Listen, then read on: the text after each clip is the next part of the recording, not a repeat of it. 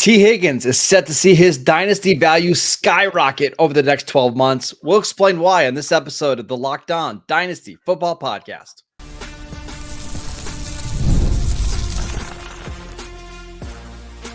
You are Locked On Dynasty Football, part of the Locked On Podcast Network. Your team every day. Here are your hosts, Marcus Mosher and Kate Madjuk. Welcome back to the Locked On Dynasty Football Podcast, part of the Locked On Podcast Network, your team every day. We'd like to thank you for making us your first listen of the day. Today's episode is brought to you by Gametime. Download the Gametime app, create an account, and use promo code LOCKEDONNFL for $20 off your first purchase. Terms apply. I am your host, Marcus Mosher. You can follow me on Twitter at Marcus_Mosher. I am a lead NFL analyst at 33rd Team and Pro Football Focus. And joining me today, as always, is Kate Madjuk.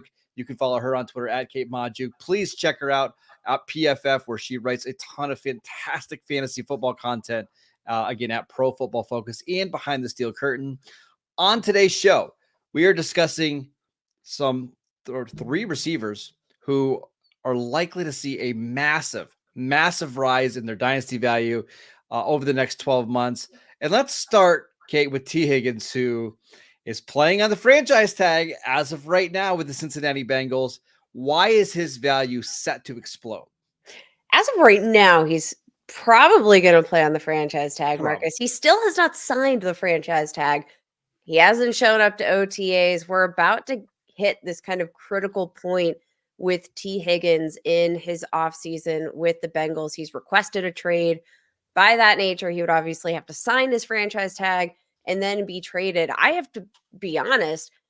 I know we're kind of looking toward the future here with Tee Higgins and what to expect in 2025. Where will he land? I'm not even sure his presence on the Cincinnati Bengals offense in this season is a given with the way things are trending. Now, obviously, the Bengals don't want to give him up, but regardless of 2024, even, you know that Tee Higgins is on the horizon for what I'm going to presume is another monster contract. We've seen them piling in all offseason long. And I think he's going to be going to a team where he is not going to be the 1B. I'm going to be honest. For as much as Jamar Chase offers him in terms of, opening things up for an offense, I think Tee Higgins probably wants to be a team's top dog. I think he's going to get top dollar. And if we see Tee Higgins resume a role as the top target for a given offense, that volume, that safety, that floor, I think is going to see his dynasty value absolutely skyrocket. Yeah, and we're recording this on Thursday, May 30th right now. And just before we jumped on to record, Jalen Waddle of the Miami Dolphins got a deal, $28 million a year with almost no fluff. I mean, there's 91% of that deal has guaranteed money, which is incredible. Those type of deals are making it more and more unlikely that Tee Higgins stays in Cincinnati. They're just not going to be able to afford Joe Burrow, Jamar Chase, who is going to maybe break the wide receiver market, right? And Tee Higgins. So I think it's pretty likely to assume that for the 2025 season, Tee Higgins is going to be on another team. And maybe that happens even sooner. But Kate, let's talk about his current value. He is being drafted right now as wide receiver 21, only 25 years old. Just a couple years ago, he was being drafted in the top 5, top 6. I want to talk about some potential landing spots because when Tee Higgins hits the market, likely next year, he is going to be maybe one of the highest paid wide receivers in the league, and he's going to be that team's number one wide receiver. If you're watching with us on YouTube right now, you can see some potential landing spots. We've got the New England Patriots who have more cap space than any other team in the league going into 2025. We've got the Washington Commanders. We've got the LA Chargers and the Denver Broncos. Of these 4 teams, which one do you think would increase Tee Higgins' dynasty value the most? I think it's got to be the New England Patriots, where he is just so far and away the top receiving option from day one. Obviously, they made a couple of moves. They drafted Jalen Polk. They drafted Javon Baker. They have, Kendrick Bourne, who's returning from injury, but like there's not a ton of overly impressive receivers. Tee Higgins, again, from day one comes in, dominates that team in terms of total target share. There's a lot of question marks about like how quickly are we going to see Drake May, take over the role as QB1. But I just think from a target share perspective, from a financial standpoint, it just makes so much sense with the amount of cap space that the New England Patriots have here into the coming seasons. Another interesting landing spot, which we do not have highlighted here. Can we talk about my Pittsburgh Steelers? Because Oh man, two rank top 5 among NFL teams in terms of projected cap space over the next several years. They need a wide receiver 1, potentially. His skill set might be a little more redundant with that of George Pickens than I would prefer, but there is no doubt that, I don't know, there's been a little bit of a tendency set by Patrick Queen, linebacker of the Baltimore Ravens, who left and went to his divisional rival. Why not make it a second back-to-back year with rivals joining the Pittsburgh Steelers, where, again, I think he comes in day one and he is the best wide receiver on the team. No offense to George Pickens. we're going to talk about George Pickens in just a second here, but the only way Pittsburgh makes that move is if this George Pickens thing just doesn't pan out, right? Like it's pretty clear that he's wearing thin on the coaching staff or he's not a fit in Arthur Smith's offense. And maybe they just don't trust giving that player $25 to $30 million a year. Like if that's the scenario that plays out, I can see it. But I also don't love that for Tee Higgins as dynasty value. I want him with a quarterback, with an established quarterback that can feed him 150 targets. And that's why, to me, Kate, the Chargers landing spot is so interesting. The Chargers next year will have a bunch of cap space. We really like Ladd McConkey, but we like Ladd McConkey more as a slot receiver who can play on the outside. If you get that bona fide alpha number 1 receiver, whatever you want to call him, and it's Justin Herbert throwing him bombs down the sideline, that's where I get really interested. I think Drake May could potentially be Justin Herbert, but why not just give Tee Higgins Justin Herbert? Like, and this is my point with Higgins. Let's say you have a crystal ball, Kate, and you know that Tee Higgins at age 26 is joining Justin Herbert. How highly are you ranking him in Dynasty? Is he a top 15 receiver for you? Easily. I think we can have a conversation like at 10. All right. I would rather have him than Chris Olave, right? If that's the case. How about Jalen Waddle, who just signed a new deal? How about Drake London, who is wide receiver 13? I would rather have Tee Higgins than all of those guys on the Chargers. So I think no matter what happens here, we're going to see his value increase. But with the right team, we could potentially see him get back inside the top 10. Now, do you think, and this is kind of me just playing devil's advocate here, is there any concern from a real life NFL standpoint when he hits the free market, presuming he does, if he doesn't get a tag and trade scenario, any concerns long term about like the level of health he's been able to maintain in the NFL? Is that going to affect any real or perceived value for Tee Higgins in the free? No. Okay. All right. I didn't think so, but just figured it was worth bringing up because health has been an issue. Yes. That's my biggest concern about Tee Higgins long-term. It's not the ability. It's not the landing spot. It's the health. But we saw Calvin Ridley this year, who has struggled with knee and foot injuries over the last 3 or 4 years, just get absolutely paid by the Tennessee Titans. And he's significantly older than Tee Higgins. So I think it's fair to be worried about Tee Higgins' health. It's not going to hurt him when it comes to his market. Like, he is going to get paid. And I can't wait to see who ends up doing it. It should be a lot of fun. Let's discuss George Pickens, a favorite of yours, and what his potential ceiling could look like as the number 1 receiver in Pittsburgh. We will get to that next. This episode is brought to you by Gametime. Gametime makes getting NBA Finals tickets even faster and easier. Prices on the Gametime app actually go down the closer that it gets to tip-off, with killer last-minute deals, all-in prices, views from your seat, and their lowest price guarantee. Gametime takes the guesswork out of buying NBA tickets. I love using Gametime. It's what I use whenever I go to concerts, comedy events, obviously sports games, and you can save up to 60% off buying last minutes for sports games, for concerts, for theater events near you. Save even more with exclusive in-app deals on select seats ahead of the game or the event. And get this, you can save even more when you choose a section and you let Gametime choose your exact seats. Take the guesswork out of buying NBA Finals tickets with Gametime. Download the Gametime app, create an account, and use promo code LOCKEDONNFL for $20 off your first purchase. Terms apply. Again, create an account, redeem promo code LOCKEDONNFL for $20 off your first purchase. Download Gametime today. Last minute tickets, lowest price guaranteed. Welcome back to the Locked On Dynasty Football Podcast. Are you watching Fox Sports or ESPN on your TV all day? Are you having to turn down the volume because of all that shouting? Make the switch to Locked On Sports today, a free 24/7 sports streaming channel program for you every day to bring you the biggest stories without all that screaming. Locked On Sports today brings you can't-miss analysis, opinions, and news, streaming 24/7 on YouTube or on the free Amazon Fire TV channels app. Part of the Locked On Podcast Network, your team every day.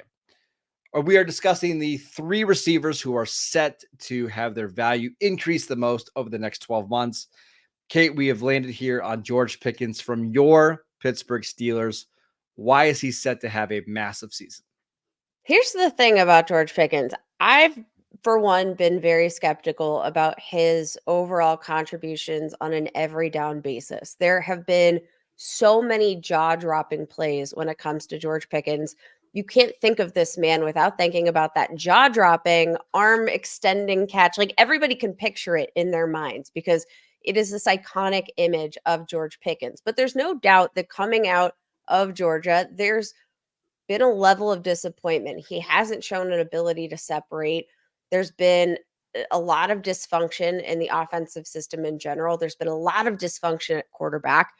And even, this past season, right, had an absolutely stellar campaign, posted over 1,100 receiving yards, only had 5 touchdowns, but still averaged out as the wide receiver 32 in fantasy points per game. Like, it hasn't been great, but I keep going back to the fact that he is now without a doubt the primary target on this offense, barring a trade, barring any big surprises here. But I'm going to be honest, from the looks of it, the Steelers seem kind of content right now with the way that their receiver room is working out. They, drafted Roman Wilson, who I think is a really good fit for what they're trying to build schematically with Arthur Smith.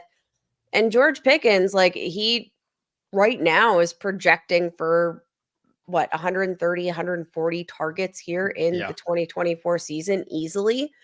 And I keep going back to the fact that, like, over the past 2 seasons, the Pittsburgh Steelers have ranked second lowest in the league in terms of total passing touchdowns, just 27 total passing touchdowns combined among all of their quarterbacks in that span.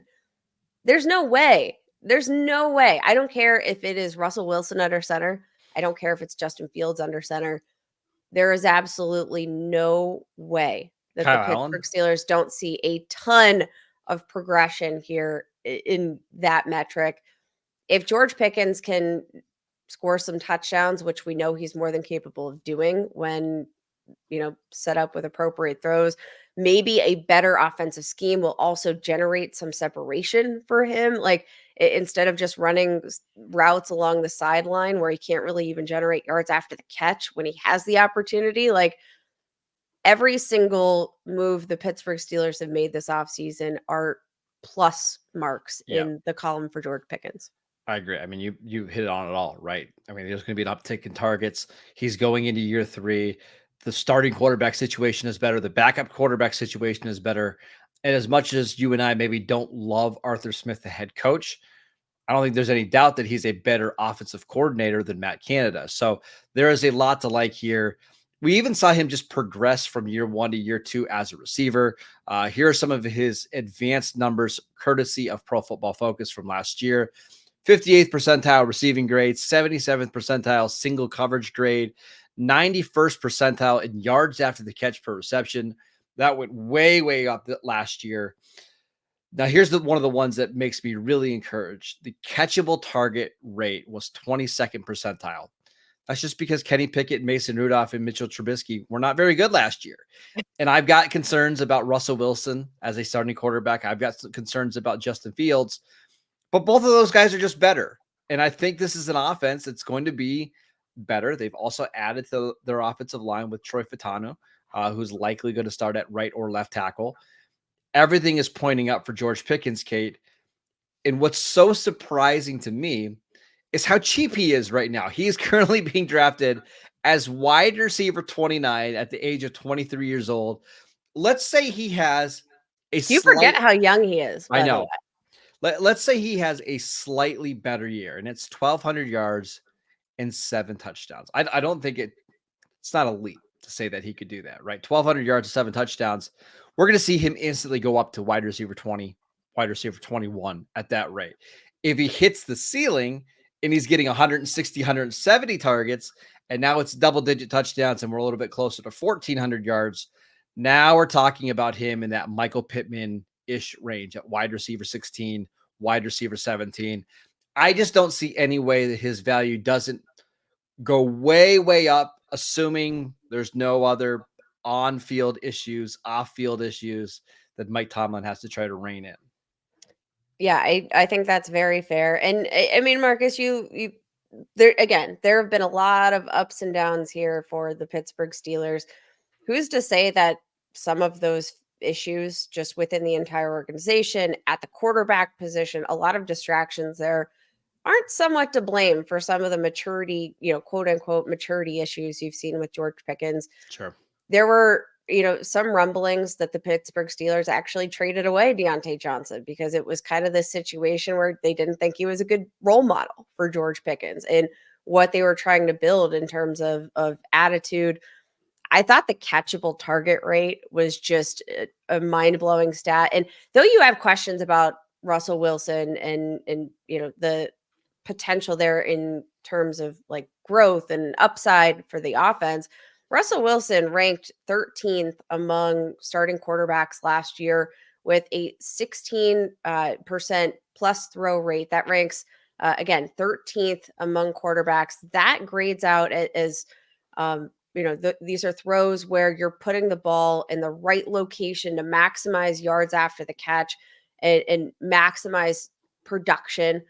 In terms of just accurate throw rate altogether, Russell Wilson ranked 4th among starting quarterbacks, 65.5% accurate throw rate.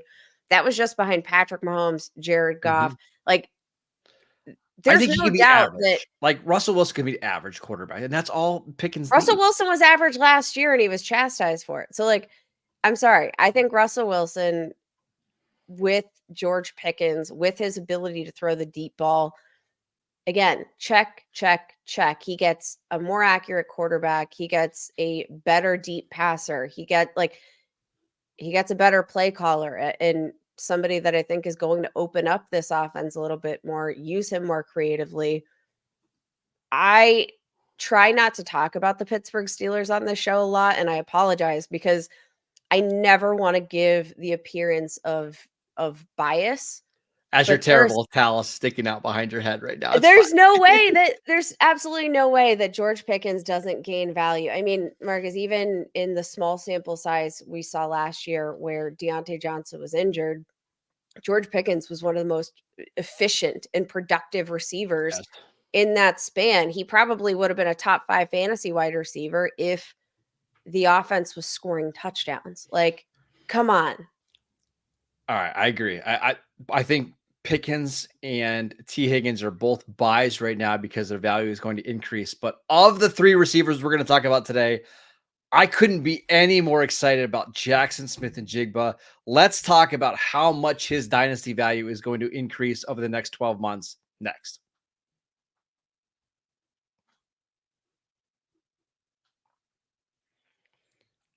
Welcome back to the Locked On Dynasty Football Podcast. We wanted to remind you about the Locked On national streaming channel. Check it out on the free Amazon Fire TV channels app. Locked On Sports Today is here for you 24/7, covering the top sports stories of the day with the local experts of Locked On. Again, find Locked On Sports Today, now available on the free Fire TV channels app. We are discussing three receivers that are going to have massive increases in their dynasty value over the next 12 months. We've touched on Tee Higgins. We've touched on George Pickens. But now let's get to the real star of the show, Kate. And that is Jaxon Smith-Njigba, who was the first receiver drafted in the 2023 NFL draft. But you can get him right now at wide receiver 35. I'm going to let you go first. You tell me why you're so excited. I mean, let's be honest. Again, we are in this era of being absolutely spoiled when it comes to wide receiver production, especially in year one. I mean, these guys are stepping out of the field day one and producing their booties off. It didn't quite come to fruition with Jaxon Smith-Njigba. He had a pretty solid rookie season, and I think the box score is almost more generous than it felt as a fantasy manager because the expectations were so high. Finished his rookie season, 63 receptions, 628 receiving yards, 4 touchdowns, average 10 yards per catch. Like not the role I think anybody necessarily anticipated. We saw the offense take just a little bit of a step back in the 2023 season in comparison to 2022. So I'm going to be honest, I think that just kind of inflated expectations even further for Jaxon Smith-Njigba. But despite all that, despite the fact that his rookie season from an analytical standpoint is totally unremarkable, I can't stop thinking about OSU wide receiver Jaxon Smith-Njigba. Yeah, here's the numbers here, courtesy of Pro Football Focus. Over the last 2 years at Ohio State, pretty good numbers, Kate. 99th percentile receiving grade, 99th percentile separation percentage, 99th percentile yards per route run, 100th percentile contested catch rate, 100 percentile catchable target rate, and then a measly 92nd percentile in yards after catch per reception. That sounds fake, Marcus. It sounds fake. It really was. I mean, this is somebody who posted an 1,800-yard season when Garrett Wilson, Chris Olave, and Marvin Harrison Jr. were all on the field together at the same time. Like, he was the alpha of this offense. He just happened to go to a situation where DK Metcalf and Tyler Lockett were already there. Both of those guys stayed pretty healthy for the entire 2023 season. There's just no way that the Seahawks are bringing back all three players in 2025. Tyler Lockett will be 32 years old then. There's been some speculation about potentially a DK Metcalf trade, maybe to your Pittsburgh Steelers. I think this year, they're going to open up the offense a little bit more. You're going to see JSN probably hover around that 1,000-yard mark. But 2025 is the year where he's just going to be at least the number 2 receiver in all the 2 wide receiver sets. I'm buying JSN at wide receiver 35. I think he could see his value go up from, he's being drafted right now at pick 62 overall, easily into the 30s by next year. Yeah, I think that's very fair. And, again, I think the important point to, or the important thing to point out here is the potential for an immense growth in terms of his target share here in the coming season. Yes, Tyler Lockett is there. You mentioned he is going to be turning 32 years old this year. Over each of the last 2 seasons, we have seen a decline in terms of yards per route run, yards after the catch per reception, passer rating when targeted, yards per reception. Like, we are starting to see the decline of Tyler Lockett. So, I don't think you can factor him into the valuation here of Jaxon Smith-Njigba because it doesn't make sense. But I mean, just under a year ago, September 2023, Jaxon Smith-Njigba was being drafted in the 2nd round of Dynasty startups per Dynasty League football. And right now you can get him in the 5th round, 6th round in a Dynasty startup. I don't think his rookie season was a super accurate representation of the player, his potential upside. I mean, if he becomes the prospect that he was out of OSU. And I don't think anything we saw in 2023 was indicative that he couldn't. Um, I think he's got easily top 12 upside Easily. as a dynasty asset, and you can nab him well below that. I am all in on trading for Jaxon Smith-Njigba because I do think his second season, if he can even build on that marginally, we're going to be in a really good spot here. I also think there's just a chance that we get to like training camp and preseason and early on in the regular season, and the Seahawks just see like, hey, JSN is just so much better than Tyler Lockett, and let's try to save Tyler Lockett throughout the course of the season. And it's JSN who leads this team in routes run because he's already the best route runner between him and DK Metcalf. And Metcalf is a really good player, but I don't think he's somebody that you want to feature in the short to the intermediate part of the game. And that's where They're very JSN different players, and very, that's the very thing. different. Like they could coexist in this offense, and I think have plenty of room to go around. Yes. But still, the offense that we're going into 2024 looking at here for the Seattle Seahawks between DK Metcalf, Tyler Lockett, and JSN, I think there's like a 0% chance that is the offense we're projecting here moving Yes. into 2025. Get in now at the ground level. I'll also point out that Jaxon Smith-Njigba turned 22 in February. He's a baby.